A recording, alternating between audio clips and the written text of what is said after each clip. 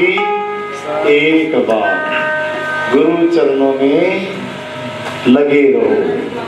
जो गुरु चरणों में लगे रहे हैं ना, उन्होंने ही पाया है, बाकी सब रह गए। जो भाव शास्त्र है उसके खिवैया अगर गुरु को बनाया है, वही पार उतर गए, बाकी सब मझधार में डूब गए। धन कमाया, पद कमाया, मान कमाया, सम्मान कमाया, यहीं छोड़कर जाना होगा।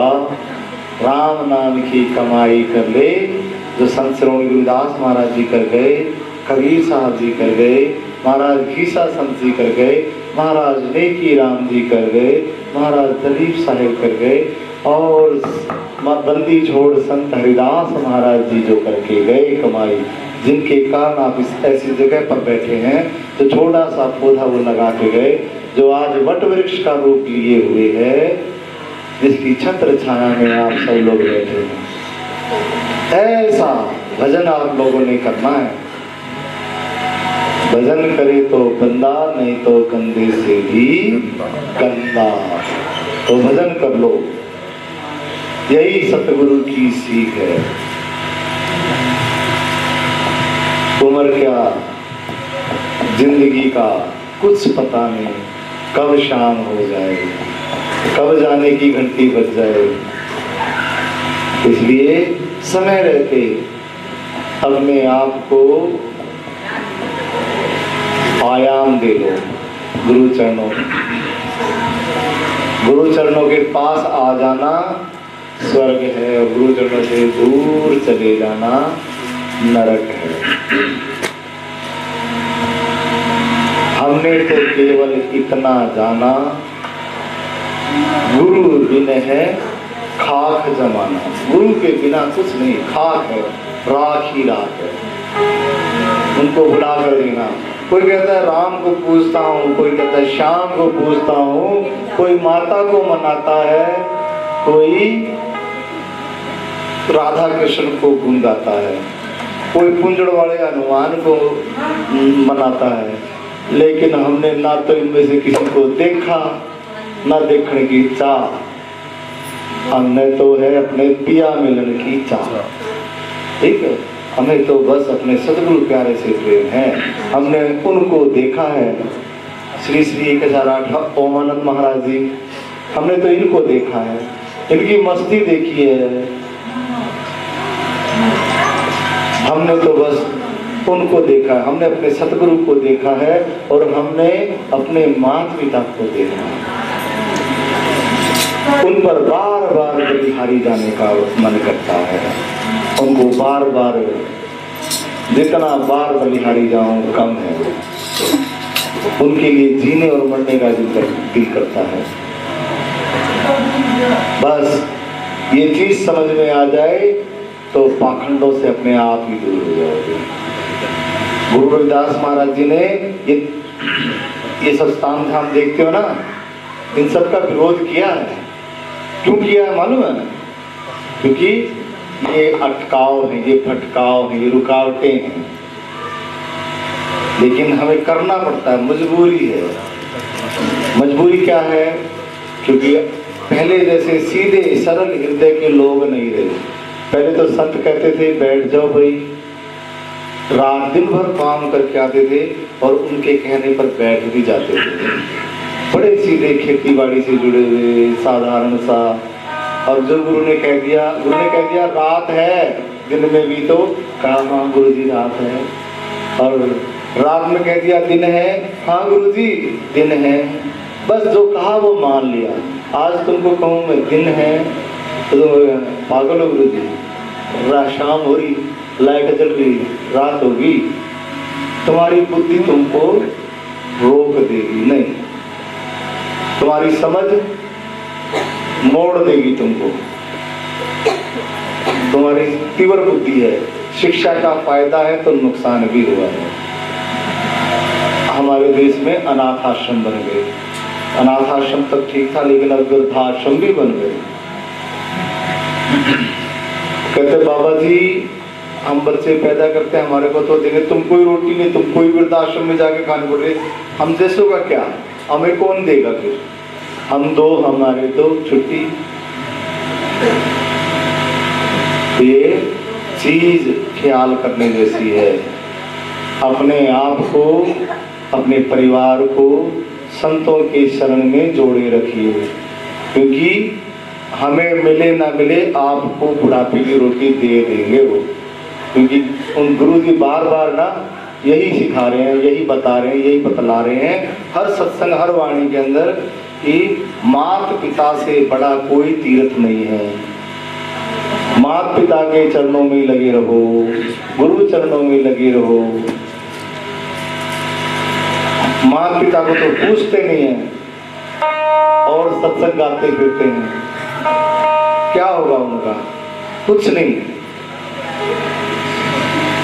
जो अपने माता पिता का नहीं हो वो किसी का भी नहीं हो सकता। जो अपने गुरु का क्या होगा जो माता पिता का नहीं हो? पहला माता पिता है। मैं भी मेरी माता पिता की सेवा किए और अभी कर रहा हूँ। एक फोन अभी आ जाए तो दूसरी सांस गाड़ी उठाने के बाद ही सारी लूंगा, सुबह नहीं होने दूंगा, बहुत फटाफट पहुंच जाऊंगा गाड़ी। हाँ जी माता जी, आ गया, क्योंकि उन्होंने जन्म दिया है माता पिता ने। जब मैं ऐसा करता हूँ तो तुमको कहीं सीख मिलती है। जब गुरु जी ऐसा करते तो हम क्यों ना करें? हमें भी ऐसा ही करना चाहिए। हमारे माता पिता को हम कैसे छोड़ दें? हम उनको अपमानित कैसे कर दें? तो माता पिता की आज्ञा में रहना जरूरी है। माता पिता के बातों को सुनना जरूरी है। जिसने माता पिता की डांट नहीं खाई ना, वो बच्चा कभी जिंदगी में कामयाब नहीं होता। जिसने माता पिता की बातों को गौर से नहीं सुना, अपने बड़ों की बातों को नहीं सुना, उसका कल्याण नहीं हो सकता। तो देर अबेर दुख पाने वाला है। अभी कितना ही पैसा हो, कितना ही कुछ है तो उसके पास में वो तंग होने वाला है। तो हमें हमारे बड़ों का मान सम्मान करना चाहिए।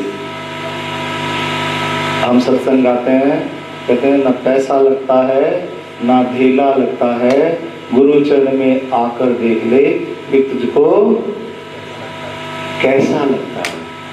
तो गुरु चरणों में आते रहो और अपने जीवन को बदलते देखते रहो। मैं यहाँ पे आया था 5-6 साल हो गए मुझे। तो मैं जैसे हैप्पी है, पीछे बल्ली बैठा हुआ है और कई बच्चे बैठे हैं, मैं देखता हूँ उनको जो यहाँ रेगुलर हैं।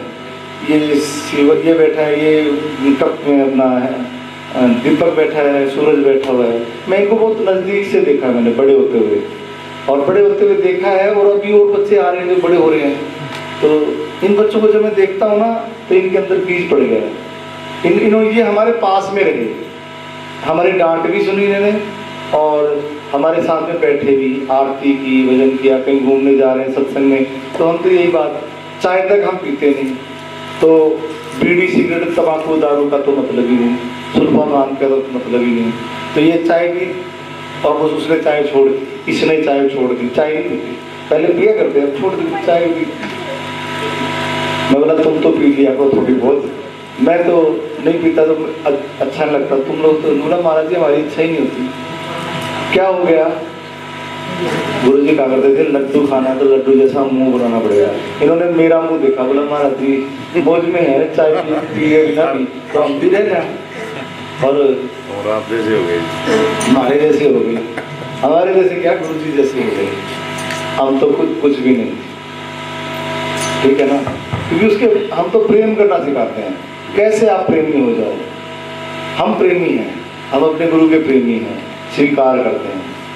और जो प्रेमी है ना, वो किसी से नफरत नहीं कर सकता, वो किसी को कष्ट नहीं पहुंचा सकता। अब ये रिसेंटली की बता रहा हूँ मैं, परसों पूर्णवासी थी, हमने शोभा यात्रा निकाली तो कुछ इशू हो गया। तो इशू होने के बाद में हमने मतलब डिसीजन लिया कि ये जो यात्रा है उसको हम, उसकी जो जाने की प्रक्रिया है ना, उसको चेंज कर देंगे। मतलब किसी को हमसे कष्ट ना हो, किसी को दिक्कत ना हो, किसी को परेशानी ना हो। और एक ही आदमी था, उसे पिछली बार भी दिक्कत थी और अभी भी, लेकिन कहा कि नहीं भाई उसको पीड़ा है तो उसको पीड़ा मतलब हमें पीड़ा नहीं, हम चेंज करते, हमने चेंज कर दिया। फिर सभी हमारे परिवार इकट्ठे हो गए। अब उन्होंने कहा नहीं महाराज जी हम उनको भी मनाएंगे और यात्रा वहीं से निकालेंगे। किसी एक के कारण ऐसा ना हो कि अच्छा मैसेज दिया था वहीं से जाएंगे, लेकिन उनको हम मतलब आग्रह करेंगे, निवेदन करेंगे और यात्रा वहीं से निकाली गई। और सच मानिए हिसार यहाँ है नहीं, और जो लोग यात्रा में थे आप सभी लोग उसके साक्षी रहे।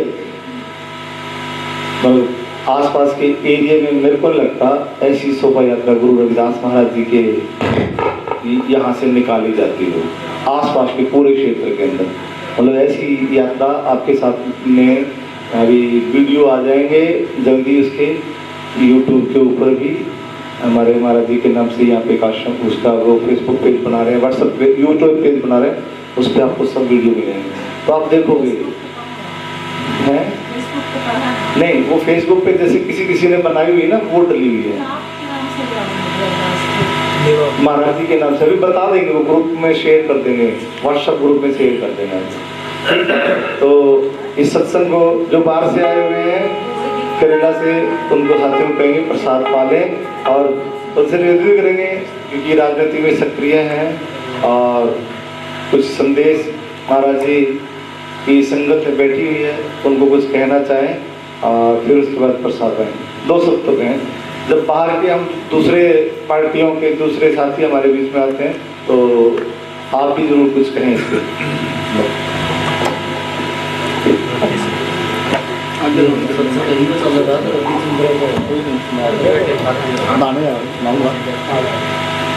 और रात्रि सत्संग में सभी लोग आना है, रात्रि सत्संग के लिए सभी लोगों ने आना है। महाराज जी आएंगे साथ से और भी साधु लेंगे। हाँ जी, सभी को सत साहेब। मैं राकेश, गांव करेला है मेरा और प्रतिनिधि हूँ ब्लॉक समिति मेंबर। अभी कुछ दिन पहले महाराज जी से बात हुई थी कि हम भी आपके गांव में यात्रा शोभा यात्रा निकालना चाहेंगे, तो हमने महाराज जी आए यात्रा लेके, हमने जितना भी सहयोग हुआ हमने किया और महाराज जी आपको उम्मीद भी करते हैं, आशा भी करते हैं आपसे कि आप हर साल यात्रा लेके आएँ। हम जितना भी सहयोग होगा आपसे करेंगे। धन्यवाद। अब की बार जो यात्रा रही मतलब उसमें हमने 2 चरणों में यात्रा को प्रभात फेरी को चेंज किया, उसका कुछ टाइमिंग भी चेंज किया। प्रसाद लेके जाना जो अभी खड़े हुए ना जाना जिन्होंने प्रसाद लेके जाना, तो 2 चरणों में हमने उस यात्रा को किया। पहला जो फेज था, पहला चरण था, उसके अंदर हमने जो हमारे पड़ोसी गांव थे उनके अंदर कवर किया। उनके यहाँ पर जाकर हम लोग गए 9 बजे के करीब और 11-12 बजे तक वापस आए। वो प्रभात फेरी नहीं होती, टाइम तो उसका सुबह 4 बजे का होता है, लेकिन हमने पास के गांव में जाना था, मेरी माताएं बहनों को यहाँ आना था, भाइयों को आना था, गाड़ियों में बिठा के हम लोग गए। करेला गए, जमोला गए, खेड़ा गए, गढ़वाली गए, ठीक है, ऐसे 5 गांव थे इनमें गई। और फिर उसके बाद 3-4 दिन हमने गांव खरेटी के अंदर लगाए। हमने यहाँ पर सब पूरे गांव को कवर किया।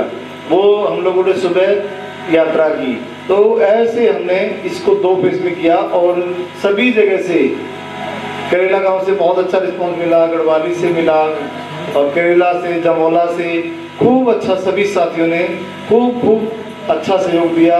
हमारे साथ में हमारे रंग में रंगने का काम किया। जो गुरु का रंग हमको चढ़ाने गए थे उसमें हमें लगता है कामयाबी हुई। और ये मैसेज महाराज जी हर साल आओगे तो इस मैसेज का मतलब ये है कि इन पर रंग लग गया है और यही काम हमारा है। हम लगे हुए हैं तो तुम भी लग जाओ। मन का की करना है तनु पाड़ना दे थे नो लाना। हमने इनको लगाने में कामयाब है। बोलो साधो। चलो अभी बोलो। हाँ जी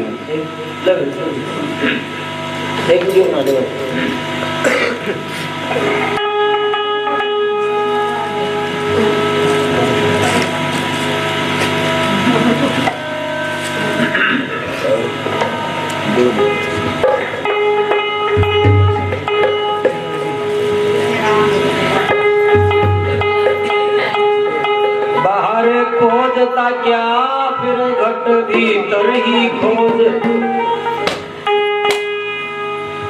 अरे बाहर खोजता क्या, फिर तू घट भीतर ही खोज। रविदास मन मन साधक तुझे एक ज्ञान आयो रे। सब घट मेरा साईं खाली घट ना कोई।